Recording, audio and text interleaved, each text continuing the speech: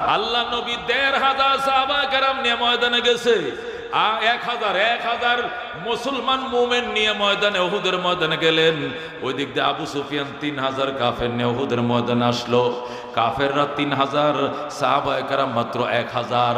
যখন দেখছে কাফেররা ৩ গুণ বেশি, সাহাবায়ে কেরাম কম, ওই সময় আব্দুল্লাহ ইবনে উবাই ইবনে সালুল রইসুল মুনাফিকিন ৩০০ মুনাফিক লইয়া সে পালায় গেল, যুদ্ধের ময়দান থেকে পালিয়ে গেল। আর নবীর সাথে রয়ে গেল কয়শো? ৭০০। কয়শো? ১০০০ থেকে যখন ৩০০ পালিয়ে যায়, ৭০০ সাহাবী নিয়ে নবী দাঁড়ায় রইছে। এরা চলে যাইতেছে, কাফেররা ওখান থেকে টিটকারি মারে, মুহাম্মদ এখন কেমনে যুদ্ধ করবা? তোমার সাথীরা তো অনেকে পালায় গেছে, তোমার সাথীরা তো অনেকে পালাইছে, কেমনে যুদ্ধ করবা? নবীরা টিটকারি মারা শুরু করছে মনোবল ধ্বংস করার জন্য। আল্লাহর হাবিব মানুষ তো একটু মনে মনে ব্যথা পাইলেন।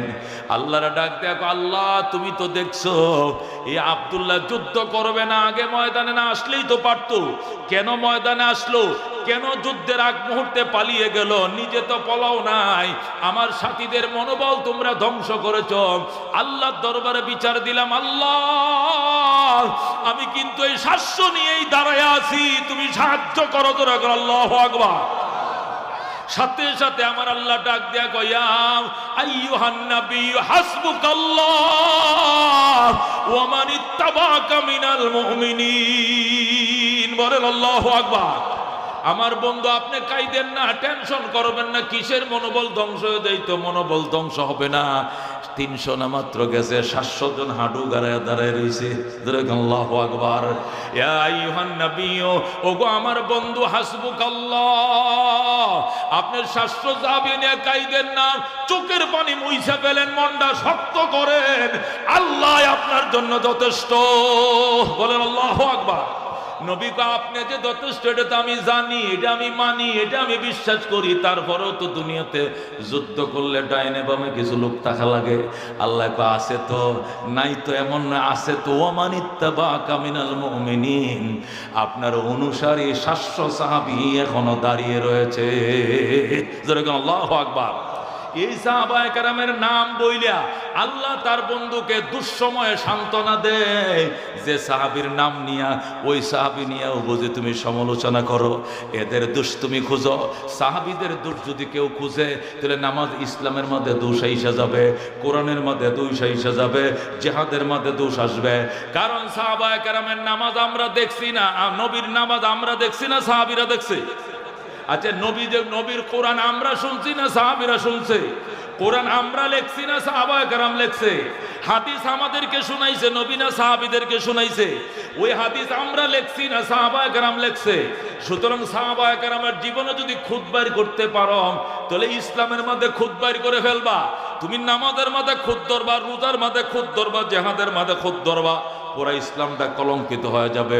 আল্লাহ নবী এই জন্য ভবিষ্যৎবাণী করে গেছেন, as-সাহাবাতু কুল্লুহুম উদুল, আমার প্রত্যেকটা সাহাবায়ে কেরাম সত্যের মাপকাঠি। যেরকম আল্লাহু আকবার।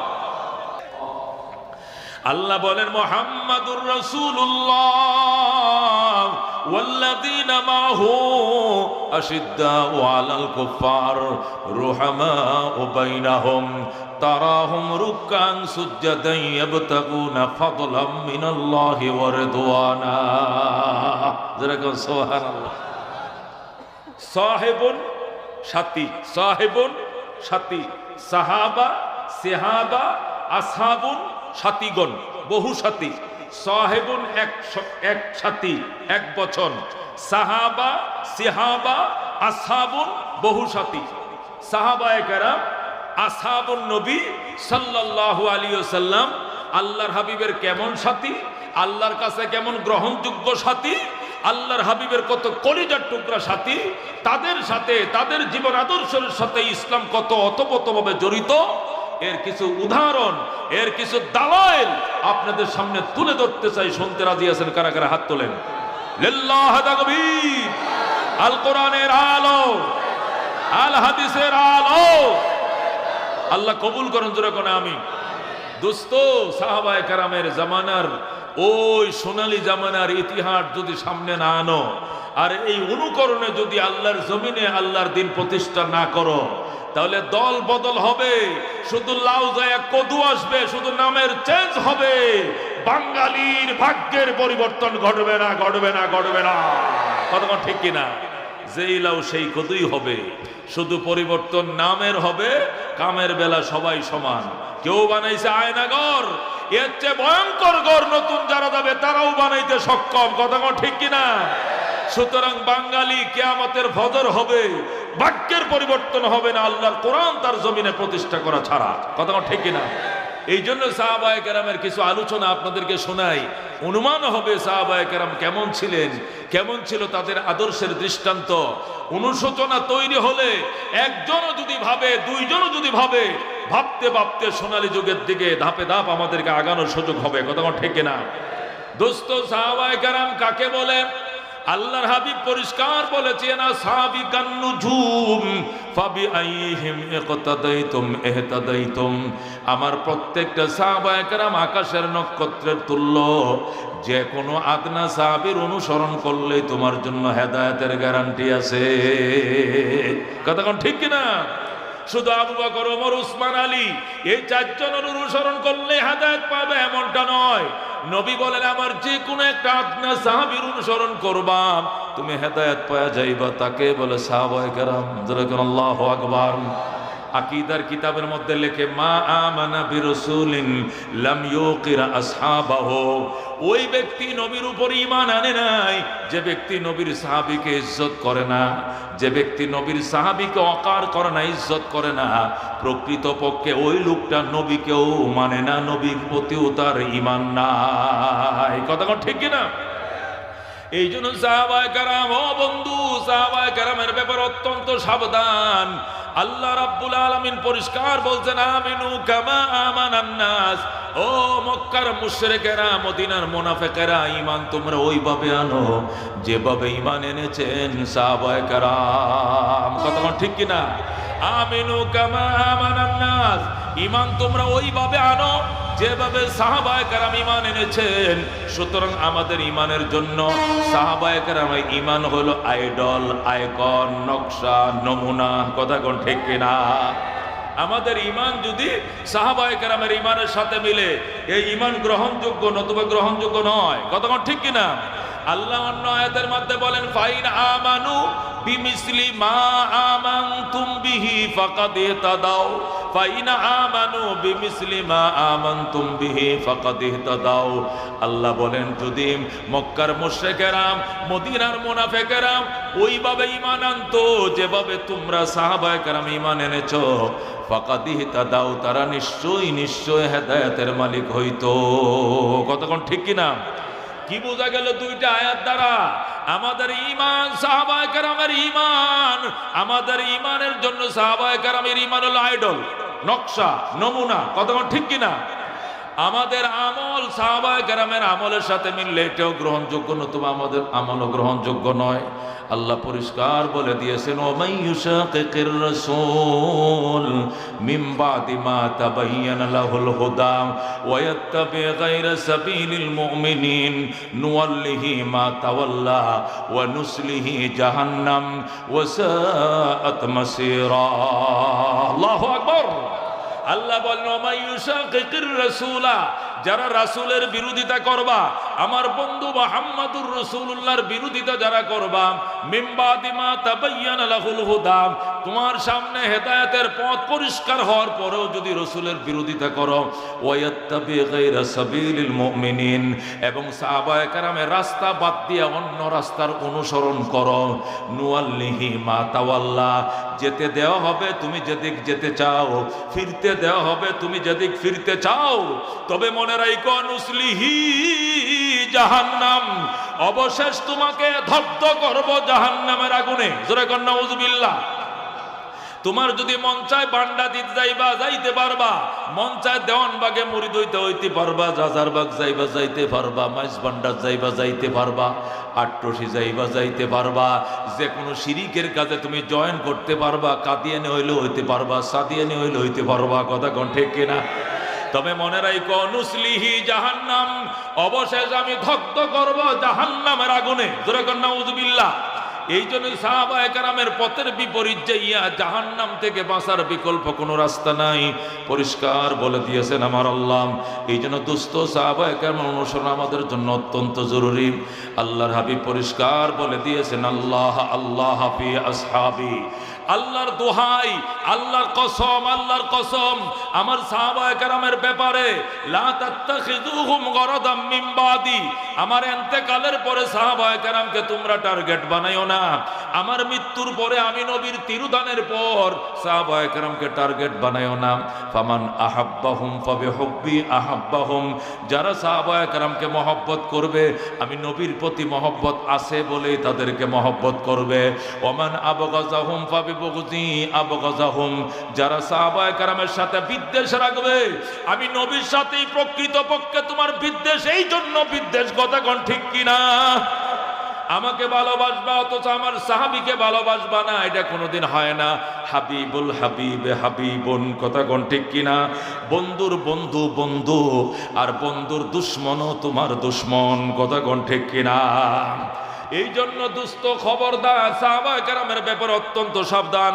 আল্লাহর হাবিব বলেন, খায়রু উম্মতি কারনি সুম্মাল্লাযীনা ইয়ালুনাহুম সুম্মাল্লাযীনা ইয়ালুনাহুম, শ্রেষ্ঠ উম্মত আমার যুগের উম্মত, অতঃপর তাদের সাথে যারা লাগা আছে, অতঃপর তাদের সাথে যারা লাগা আছে। শ্রেষ্ঠ উম্মত আমার জামানার উম্মত। নবীর জামানার উম্মত কারা? বলেন, নবীর জামানার উম্মত কারা? সাহাবায়ে কেরাম। আল্লাহ রাব্বুল আলামিনের বন্ধুর জামানার উম্মত হলো সাহাবায়ে কেরাম। আল্লাহ রাব্বুল আলামিনের বন্ধু কসম খায় বলছেন, ওয়াল্লাযী নাফসু মুহাম্মাদিন বিয়াদি, ওই আল্লাহর কসম যে আল্লাহর হাতে আমি নবীর জীবন, আমি সে আল্লাহর কসম খায় বলতেছি, শোনো, লাউ আনফাকা আহাদুকুম মিসলা উহুদিন যাহাবা মা আদরাকা মুদ্দু আহাদিহিম ওয়ালা নসিফাহু।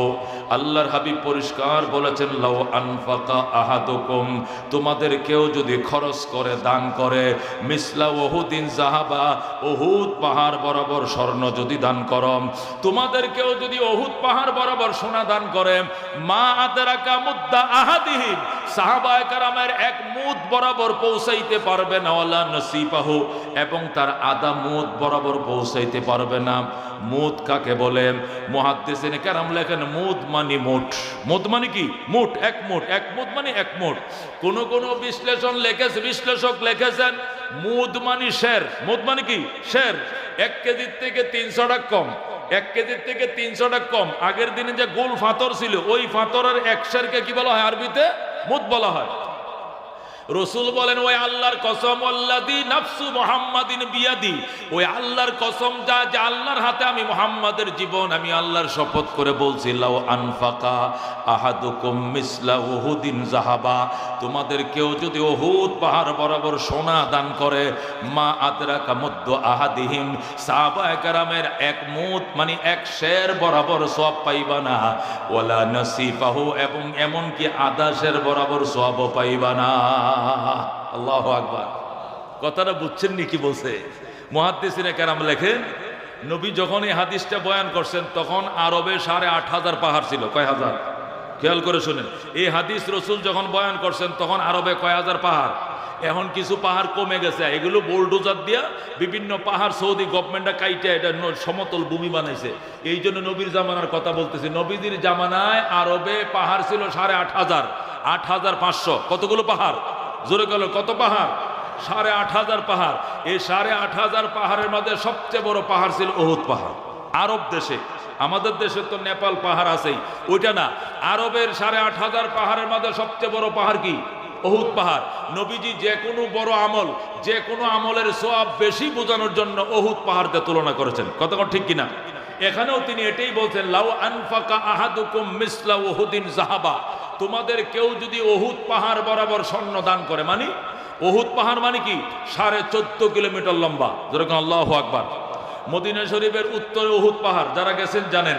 উত্তরেও উহুদ, পশ্চিমে উহুদ, পূর্বে উহুদ, শুধু দক্ষিণ পাশটা খালি।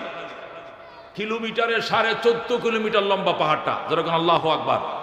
এই 14.5 কিলোমিটার পাহাড়টা যদি তোমার হয়, আর এই পুরা পাহাড়টা যদি স্বর্ণ হয়, আর সবটা স্বর্ণ তুমি আল্লাহর পথে দান করো, আর সাহাবী যদি 1 মুঠ স্বর্ণ দান করে অথবা আধা মুঠ অথবা 1 সের স্বর্ণ দান করে অথবা আধা সের স্বর্ণ দান করে, আর তুমি 14.5 কিলোমিটার লম্বা পাহাড় বরাবর স্বর্ণ দান করো, তুমি তার অর্ধেকের সওয়াব পাইতা না। যেরকম আল্লাহু আকবার। এবার চিন্তা করে দেখো মুসলমান, সাহাবায়ে কেরামের ঈমানের কি অবস্থা, তাদের ঈমান কত উঁচু ছিল, কত উঁচু ছিল। একটু আন্দাজ করে দেখো, দুনিয়ার সমস্ত উলামায়ে কেরাম একমত যে তামাম দুনিয়ার সমস্ত ওলিয়া উলিয়াদেরকে যদি এক পাল্লায় রাখা হয়, আর সাহাবায়ে কেরাম যুদ্ধের ময়দানে যে ঘোড়া ব্যবহার করেছেন, এই ঘোড়ার পায়ের তলে যে বালি লাগছে, এই বালির একটা কণা যদি এক পাল্লায় রাখো, আর আব্দুল কাদের জিলানী, মঈনুদ্দিন চিশতি, উসমানে হারুনি, বাইজিদ বুস্তামি, জুন্নুন মিসরি, রাবিয়া বসরি, হাসান বসরি, সমস্ত ওলিয়া উলিয়া গোস কুতুবদেরকে এক পাল্লায় রাখো, আর সাহাবীরা যে যুদ্ধের মধ্যে ঘোড়া ইউজ করেছে, ঘোড়ার পায়ের তলের বালির কণা এক পাল্লায় রাখো, তাদের ঘোড়ার পায়ের তলার বালি কণার ওজন আল্লাহর দরবারে বেশি হবে, বেশি হবে, বেশি হবে। যেরকম আল্লাহু আকবার। তাকে বলে সাহাবায়ে কেরাম। এদের ব্যাপারে কথা বলতে সাবধান। কি করছো জীবনে, কয়টা আমল করছো জীবনে মিয়া, সাহাবায়ে কেরাম সম্পর্কে কথা বলতে অত্যন্ত সাবধান। রাহমাতুল লিল আলামিন সাল্লাল্লাহু আলাইহি ওয়াসাল্লামের উম্মত শোনো, খেয়াল করে শোনো সাহাবায়ে কেরাম, আল্লাহ রাব্বুল আলামিন সাহাবায়ে কেরাম সম্পর্কে যে আয়াতগুলো বলছেন, আমি একটার পর একটা যদি বলি রাত 2টা পর্যন্ত বলতে পারবো, হাদিসগুলো বলতে পারবো, ফজর পর্যন্ত বলতে পারবো। সাহাবায়ে কেরামের প্রশংসার আয়াত এবং হাদিস পড়াবে না, কথা ঠিক কি না? আল্লাহ রাব্বুল আলামিন পরিষ্কার বলেছেন, আস-সাবিকুন আস-সাবিকুন উলাইকাল মুকাররাবুন ফি জান্নাতিন নাঈম। আল্লাহ বলেন আস-সাবিকুন আস-সাবিকুন, অগ্রবর্তীরা তো অগ্রবর্তী থাকবে। যেরকম আল্লাহু আকবার। আস-সাবিকুন আস-সাবিকুন অর্থ কি? অগ্রবর্তীরা অগ্রবর্তী থাকবে। অগ্রবর্তী মানে যারা ঈমান আনছে আগে, জান্নাতেও যাবে আগে। যেরকম আল্লাহু আকবার। যারা ঈমানে অগ্রবর্তী, জান্নাতে অগ্রবর্তী। সাহাবায়ে কেরামের আগে কোন নবীর উম্মত জান্নাতে ঢুকতে পারবে না, কথা ঠিক কিনা? এই জন্য আল্লাহ বলেন সাবিকুন সাবিকুন, অগ্রবর্তীরা অগ্রবর্তী। উলাইকাল মুকাররাবুন, তারাই হবে নৈকট্যপ্রাপ্ত দল। ফি জান্নাতিন নাঈম, নিয়ামত সমৃদ্ধ জান্নাতে। যেরকম সুবহানাল্লাহ। সাহাবায়ে কেরামকে আল্লাহ বলছেন সাবিকুন সাবিকুন, এরা ঈমানেও আগে, তাকওয়াও আগে, কুরবানিতেও আগে, জান্নাতেও যাবে আগে। বলেন আল্লাহু আকবার। এরাই হবে আল্লাহর নৈকট্যপ্রাপ্ত দল, নিয়ামত সমৃদ্ধ জান্নাতে। যেরকম আল্লাহু আকবার। আল্লাহ রাব্বুল আলামিন অন্য আয়াতের মধ্যে বলেন, লাকাদ রাদিয়াল্লাহু আনিল মুমিনিন ইয ইউবাইউনাকা তাহতাশ শাজারা। বলেন আল্লাহু আকবার। আল্লাহ বলেন লাকাদ রাদিয়াল্লাহু আনিল মুমিনিন, আল্লাহ ওই সকল সাহাবায়ে কেরামের প্রতি সন্তুষ্ট হয়ে গিয়েছেন। ইয ইউবাইউনাকা তাহতাশ শাজারা, যখন সাহাবায়ে কেরাম শপথ বাক্য পাঠ করছিলেন গাছের তলায় বসে আপনার হাতে। বলেন আল্লাহু আকবার। নবীজির হাতে রাহমাতুল লিল আলামিন সাল্লাল্লাহু আলাইহি ওয়াসাল্লাম ওই যে উমরা করতে গিয়েছিলেন, উসমানে গনিকে হত্যার হুমকি দেওয়া হয়েছিল, এমনকি রিউমার ছড়ানো হয়েছিল, উসমানকে মেরে ফেলেছে। তখন আল্লাহর নবী বলছিলেন, এই হাতটা আমি উসমানকে দিয়ে দিলাম, এই হাতটা আমার, এই হাতটা আমার উসমানের।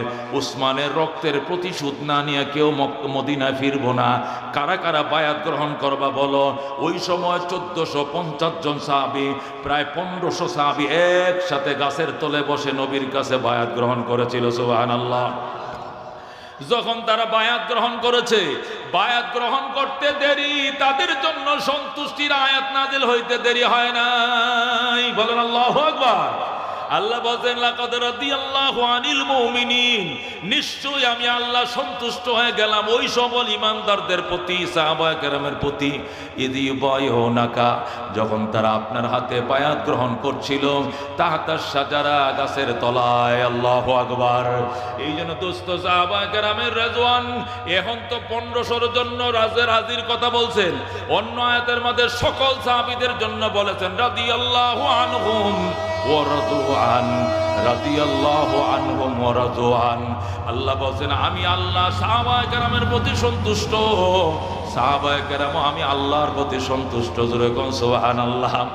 যাদের জন্য ওপেন ঘোষণা হয়ে গিয়েছে রাদিয়াল্লাহু আনহুম, যে সাহাবীদের বেলা ওপেন ঘোষণা হয়ে গেছে আল্লাহ তাদের প্রতি সন্তুষ্ট, এই সাহাবাদেরকে নিয়ে যদি কেউ সমালোচনা করে, এদের কপালে এখন আগুন লাগছে, এই আগুন নিবানোর যন্ত্র দুনিয়াতে নাই। কথা কোন ঠিক কিনা? এই জন্য দুস্থ খবরদার, সাহাবায়ে কেরামের ব্যাপারে অত্যন্ত সাবধান। আল্লাহ নবী ১৫০০ সাহাবায়ে কেরাম নিয়ে ময়দানে গেছে, ১০০০ মুসলমান মুমিন নিয়ে ময়দানে উহুদের ময়দানে গেলেন। ওই দিক দিয়ে আবু সুফিয়ান ৩০০০ কাফের নিয়ে উহুদের ময়দানে আসলো। কাফেররা ৩০০০, সাহাবায়ে কেরাম মাত্র ১০০০। যখন দেখছে কাফেররা ৩ গুণ বেশি, সাহাবায়ে কেরাম কম, ওই সময় আব্দুল্লাহ ইবনে উবাই ইবনে সালুল রইসুল মুনাফিকিন ৩০০ মুনাফিক লইয়া সে পালায় গেল, যুদ্ধের ময়দান থেকে পালিয়ে গেল। আর নবীর সাথে রয়ে গেল কয়শো? ৭০০। কয়শো? ১০০০ থেকে যখন ৩০০ পালিয়ে যায়, ৭০০ সাহাবী নিয়ে নবী দাঁড়ায় রইছে। এরা চলে যাইতেছে, কাফেররা ওখান থেকে টিটকারি মারে, মুহাম্মদ এখন কেমনে যুদ্ধ করবা? তোমার সাথীরা তো অনেকে পালায় গেছে, তোমার সাথীরা তো অনেকে পালাইছে, কেমনে যুদ্ধ করবা? নবীরা টিটকারি মারা শুরু করছে মনোবল ধ্বংস করার জন্য।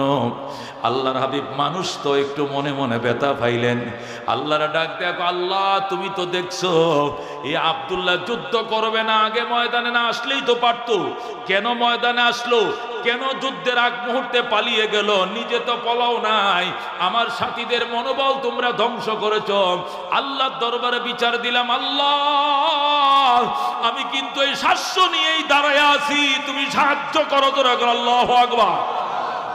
সাথে সাথে আমার আল্লাহ ডাক দেয়া কয়া, আইয়ুহান নবী হাসবুকাল্লাহ ওয়া মান ইত্তাবাকা মিনাল মুমিনিন। বলেন আল্লাহু আকবার। আমার বন্ধু আপনি কাইদেন না, টেনশন করবেন না, কিসের মনোবল ধ্বংস হয়ে যায়? তো মনোবল ধ্বংস হবে না। ৩০০ না মাত্র গেছে, ৭০০ জন হাঁটু গাড়ায় দাঁড়ায় রয়েছে। আল্লাহু আকবার। ইয়া আইয়ুহান নবী, ওগো আমার বন্ধু, হাসবুকাল্লাহ, আপনি ৭০০ সাহাবী নিয়ে কাইদেন না, চোখের পানি মুইছা ফেলেন, মনটা শক্ত করেন, আল্লাহ আপনার জন্য যথেষ্ট। বলেন আল্লাহু আকবার। নবী কা আপনি যে যথেষ্ট, এটা তো আমি জানি, এটা আমি মানি, এটা আমি বিশ্বাস করি, তারপরেও তো দুনিয়াতে যুদ্ধ করলে ডাইনে বামে কিছু লোক থাকা লাগে। আল্লাহ কা আছে তো, নাই তো এমন না, আছে তো। ওয়ামান ইত্তাবাকা মিনাল মুমিনিন, আপনার অনুসারী ৭০০ সাহাবী এখনো দাঁড়িয়ে রয়েছে। যেরকম আল্লাহু আকবার। এই সাহাবায়ে কেরামের নাম বইলা আল্লাহ তার বন্ধুকে দুঃসময়ে সান্ত্বনা দেয়। যে সাহাবীর নাম নিয়া ওই সাহাবী নিয়েও বুঝে তুমি সমালোচনা করো, এদের দোষ তুমি খুঁজো। সাহাবীদের দোষ যদি কেউ খুঁজে, তাহলে নামাজ ইসলামের মধ্যে দোষ আইসা যাবে, কোরআনের মধ্যে দোষ আইসা যাবে, জিহাদের মধ্যে দোষ আসবে। কারণ সাহাবায়ে কেরামের নামাজ আমরা দেখছি না, নবীর নামাজ আমরা দেখছি না, সাহাবীরা দেখছে। আচ্ছা, নবীর কোরআন আমরা শুনছি না সাহাবীরা শুনছে? কোরআন আমরা লেখছি না সাহাবায়ে কেরাম লেখছে? হাদিস আমাদেরকে শুনাইছে নবী না সাহাবীদেরকে শুনাইছে? ওই হাদিস আমরা লেখছি না সাহাবায়ে কেরাম লেখছে? সুতরাং সাহাবায়ে কেরামের জীবনে যদি খুদ বাইর করতে পারো, তাহলে ইসলামের মধ্যে খুদ বাইর করে ফেলবা। তুমি নামাজের মধ্যে খুদ ধরবা, রোজার মধ্যে খুদ ধরবা, জিহাদের মধ্যে খুদ ধরবা, পুরা ইসলামটা কলঙ্কিত হয়ে যাবে। আল্লাহ নবী এই জন্য ভবিষ্যৎবাণী করে গেছেন, আস-সাহাবাতু কুল্লুহুম উদুল, আমার প্রত্যেকটা সাহাবায়ে কেরাম সত্যের মাপকাঠি। যেরকম আল্লাহু আকবার।